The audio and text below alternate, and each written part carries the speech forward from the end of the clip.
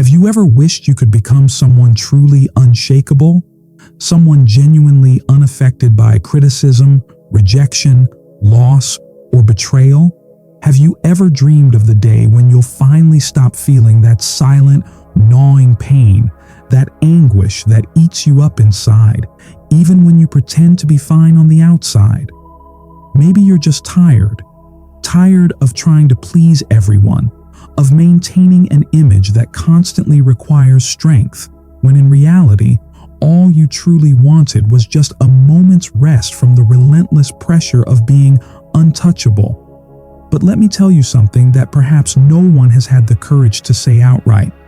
As long as you try to avoid pain, it will continue to control you. As long as you attempt to numb yourself, protect yourself excessively, or hide parts of who you are, you will remain a hostage to everything that happens around you, to the words that hurt, the actions that disappoint, the silences that feel like they kill you inside. And this isn't a sign of weakness. It's the common reality for most people. The only difference is that some are better actors than others. Carl Jung, one of the most influential names in depth psychology, stated that we are not merely what happens to us, but what we choose to become. And right there lies the key. The goal isn't about shielding yourself entirely from the world. It's not about becoming cold, indifferent, or truly untouchable in a hardened sense. It's about integration.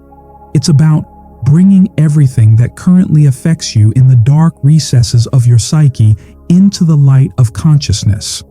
Because true, enduring strength isn't the absence of pain, but the full conscious awareness of who you are, even when you are metaphorically bleeding. If you followed along this far, it's likely not by chance. This message is for you, you who are tired of hurting yourself through your reactions to everything and everyone. It's for you who often feel like you're at an emotional disadvantage, as if other people wield a power over you that you can't quite understand or grasp. I want to show you that it doesn't have to be this way. But to get there, you will have to confront some truths that might initially hurt. And perhaps, for the first time, this consciously faced pain will be the very thing that sets you free. Let's begin. You likely believe that what hurts you originates out there, in the actions of others, in their poorly chosen words, in the abandonments you've suffered, in the betrayals you didn't expect. But the stark truth is this: none of these external events truly have the power to deeply wound you unless there is already an open, unhealed wound inside you that they touch upon. What hurts you is not primarily what others do to you. It is what these experiences activate within you. It is the story you tell yourself about the event. It is the old trauma that has never been fully processed or addressed. It is the underlying emptiness you might disguise with a facade of strength, pride, or that desperate need to always appear well-adjusted and in control. Jung shows us that the pain we feel in response to the external world is often merely a reflection of what has not yet been integrated into our internal world, our psyche. This is why some people can endure devastating situations and still maintain a sense of clarity, while others crumble in the face of a seemingly simple comment. It's not fundamentally about what happens, it's about where it hits you internally, which unresolved issues it triggers. And here comes an uncomfortable truth. You might still suffer so much because on some level, you still believe you can, or should be able to, control how the world treats you. You might still be trying desperately to be good enough, smart enough, strong enough, or understanding enough, as if achieving these ideals guarantees that no one will ever hurt you again. But this pursuit of external control is an illusion, and as long as you cling to it, you live in a state of constant tension, trying to predict the unpredictable, trying to avoid the inevitable pains and disappointments of life. Do you genuinely want to stop suffering, or at least lessen its grip? Then stop focusing solely on protecting yourself from suffering. What you truly need is not more external control, but significantly more internal awareness. As long as you believe that other people need to change for you to stop feeling pain, you will remain perpetually enslaved by their actions and choices. Your freedom truly begins the moment you understand deep down that everything coming from the outside only has significant power over you if it finds a resonant echo within your own psyche. And this inner landscape is precisely where the true battlefield lies, the unconscious. As Jung famously implied, what you do not see, do not understand, and do not consciously engage with within yourself ultimately masters you. Perhaps the biggest lie you've been told, or told yourself, is that you are fully in control of your life. It's time to wake up, because largely, you're not.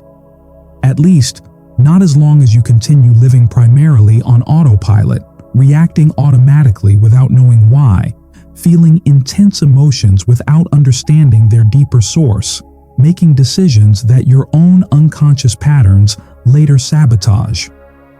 Carl Jung made this crystal clear when he said, "Until you make the unconscious conscious, it will direct your life, and you will call it fate." And that dynamic is likely playing out in your life right now. The recurring pain you feel, the anger that seems to explode out of nowhere, the sadness that invades you without clear explanation, none of this is purely random.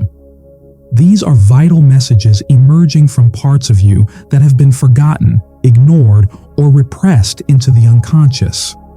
Jung referred to this vast, hidden territory as the unconscious. And it's not just a vague cloud of fleeting thoughts.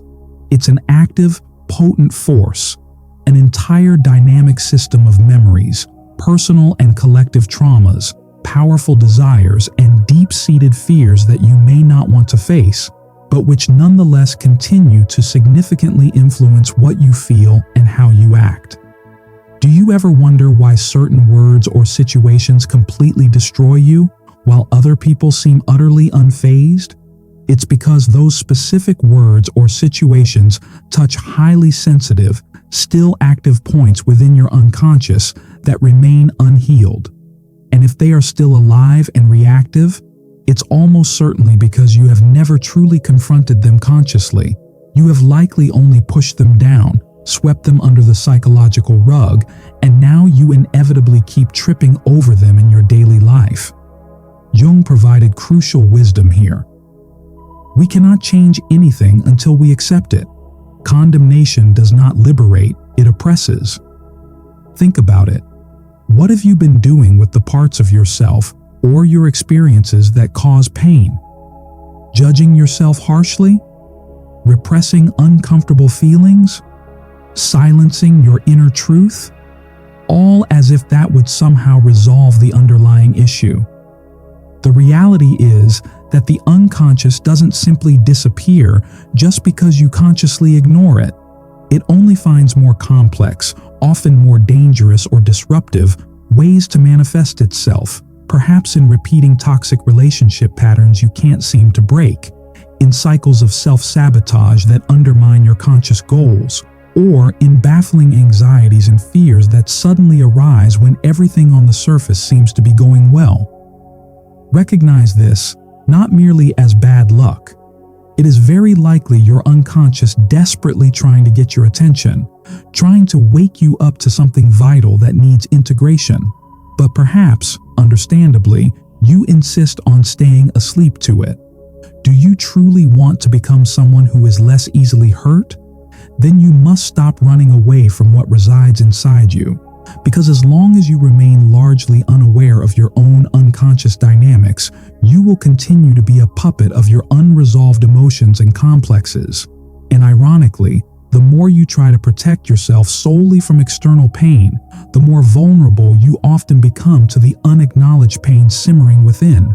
But there is a way out, a path towards greater resilience, and it's not found in strengthening your defenses or building higher walls. It is found in the courageous process of turning inward and integrating these hidden aspects of yourself. Because becoming genuinely untouchable in a healthy way is not primarily an act of resistance against the world. It is fundamentally an act of deep self-knowledge and inner wholeness. This is what we need to explore further. What does it truly mean to be someone who is deeply centered and unshaken? And why does this authentic strength arise not from impenetrable armor, but from profound acceptance and integration? Let's continue.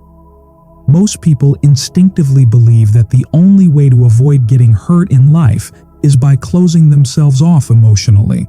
They construct walls around their hearts, create carefully crafted social masks, develop rigid emotional armor, and pretend, perhaps even to themselves, that nothing truly affects them. They might adopt phrases like, "I don't care anymore," "I couldn't care less," or "nothing gets to me." But deep inside, beneath that brittle facade, they often continue to bleed internally. They continue to corrode because the core problem was never simply about feeling pain. The deeper problem lies in not knowing what you are truly feeling, why you are feeling it, and how to consciously relate to those feelings. And this lack of self-awareness only persists for those who have not yet truly embarked on the journey of knowing themselves deeply. Jung was remarkably insightful on this point, advising therapists and individuals alike. Know all the theories, master all the techniques, but when touching a human soul, be just another human soul. And that vulnerable, authentic human soul, the one you might be insisting on hiding behind a character of being strong, invulnerable, controlled, or always okay, it is quietly screaming to be seen, acknowledged, and accepted, first and foremost by you. Becoming genuinely emotionally strong has almost nothing to do with being cold, detached, or numb. It has little to do with merely ignoring pain, rigidly avoiding conflict, or pretending not to care.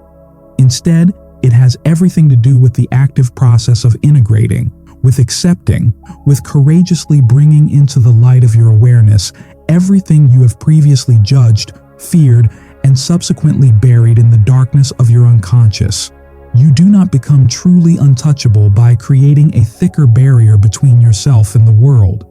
You become untouchable at your core when you deeply realize that no external force, no judgment, criticism, or rejection can fundamentally harm or diminish that which you have already consciously faced, understood, and compassionately embraced within yourself. When you begin to integrate your personal shadows, your deepest fears, your perceived flaws, your nagging insecurities, you naturally stop being automatically reactive to everything around you. You develop the capacity to observe your inner state and the outer situation, and then consciously choose your response. You are no longer an emotional puppet whose strings are pulled by external events or others' opinions. You step into the profound freedom that comes from inner wholeness and self-awareness. Jung called this lifelong journey individuation, the process of becoming who you really are, not merely who others expect you to be, not who you mistakenly thought you should be to gain acceptance, but the unique, authentic self that naturally emerges from within through the conscious meeting and integration of your inner light and shadow, your ego and the vast unconscious.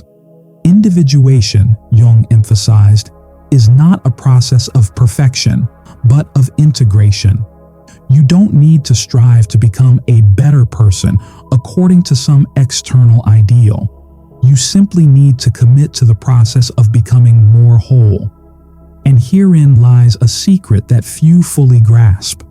The more desperately you run from internal pain, the more relentlessly it tends to chase you in various forms.